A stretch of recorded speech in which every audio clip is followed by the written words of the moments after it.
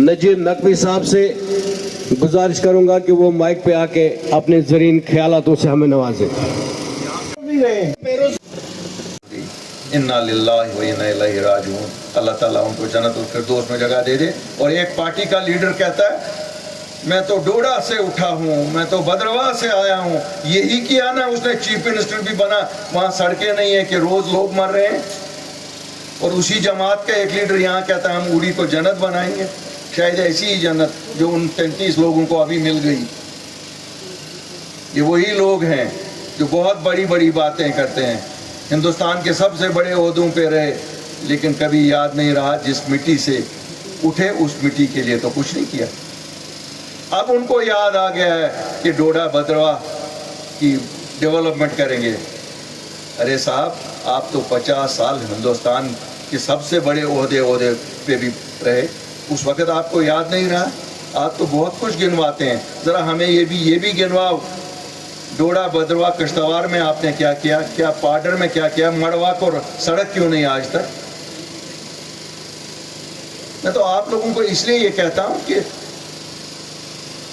تاکہ آپ بھی ذہن نشین ہو جائیں، یہ لوگوں کے قول اور فعل میں تضاد ہے۔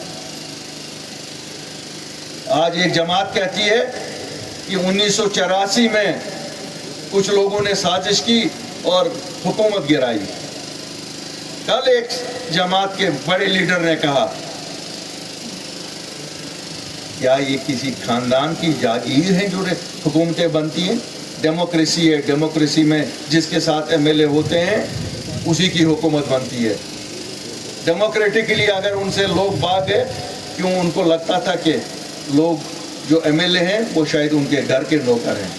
وقت گیا، اس وقت 84 میں ایک گروپ نکلا جو ہمت والے تھے، جو باغیور تھے، جن کو یہ تھا کہ وہ عزت نفس کا سودا نہیں کرنا چاہتے تھے، انہوں نے اکھاڑ پھینکا اس سرکار کو،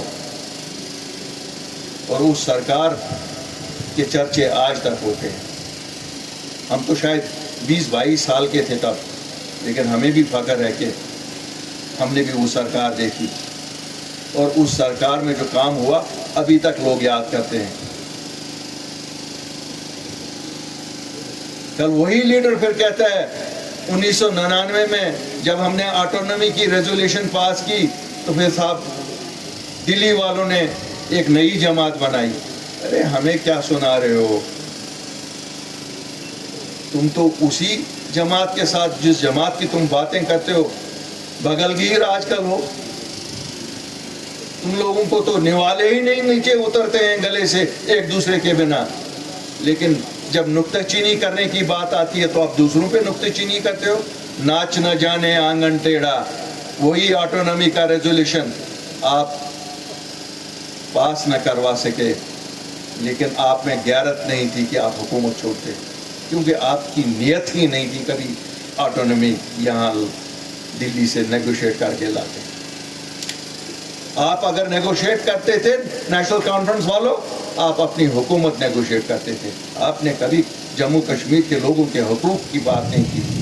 آپ نے جب بھی بات کی تو بلیک میلنگ دلی کو اس لیے ہوتی تھی کہ ہمیں کیا دو گے وہ۔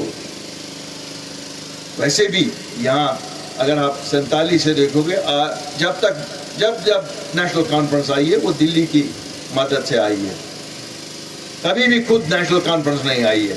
یاد کریے 1947 میں کیا جموں کشمیر کے لوگوں نے ان کو ووٹ دیا تھا؟ انہوں نے حکومت بنائی؟ کبھی نہیں۔ مجھے لگتا ہے ایک ہی حکومت جو انہوں نے اپنے بلبوتے بنائی تھی، شاید وہ 83 کی حکومت تھی، جو یہ چلا نہیں سکے، کیوں؟ ان کو لگا یہ ایم ایل اے جو ان کے ایم ایل اے چن کے لوگوں نے بھیجے تھے ان کو انہوں نے اپنے گھریلو ملازم سمجھا۔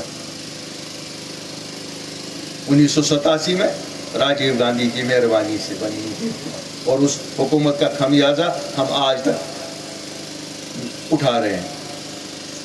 2 لاکھ بچے شہید ہوئے، قبرستانوں کی نظر ہوئے، وہ اسی 87 کے الیکشن کی دہن ہے۔ کیا یہ سچ بات نہیں ہے؟ 1996 میں آپ نے سودا کیا ہمارے شہیدوں کا، اس وقت ہندوستان کے وزیر اعظم جو تھے 1994 میں انہوں نے کہا تھا اسکائی از دا لمٹ, اور آپ نے sky is the limit Halley copter کو بنا کر 96 میں حکومت کو اپنے نام لکھوایا. کیا کیا آپ نے؟ آپ کو لگتا ہے جموں کشمیر کے لوگ بھول گئے ہیں؟ آپ نے کوٹا نہیں لایا, آپ نے ٹاسک فورس نہیں لایا, اور پھر کہتے ہو کہ ہم نے جموں کشمیر کے لوگوں کے لیے بہت کچھ کیا. یہی کچھ کیا ہے, سب کو یاد ہے, ہم ابھی بھی یاد ہی کرتے ہیں, لیکن سوچتے تھے کہ ایک نئی سیاست کریں, کیونکہ بہت ہو چکے ہیں ہم لوگ, لٹ گئے ہیں ہم جموں کشمیر کے لوگ. اور جو کچھ آپ نے باقی رکھا تھا وہ 5 اگست 2019 کو بھاجپا نے دیا.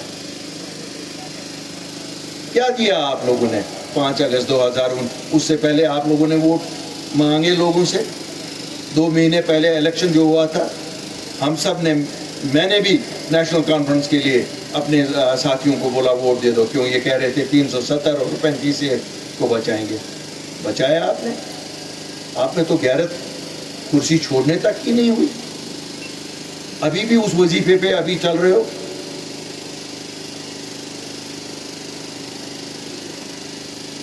شاید روس کے ایجنٹ ہے, اب روس بھی نہیں مانے گا یہ ہمارے ایجنٹ ہے. کیوں؟ اس وقت تو یہ لال جھنڈا انہی کو, کمیونسٹ کو دیکھ کے لیا گیا تھا نا. لیکن اس لال جھنڈے کے پیچھے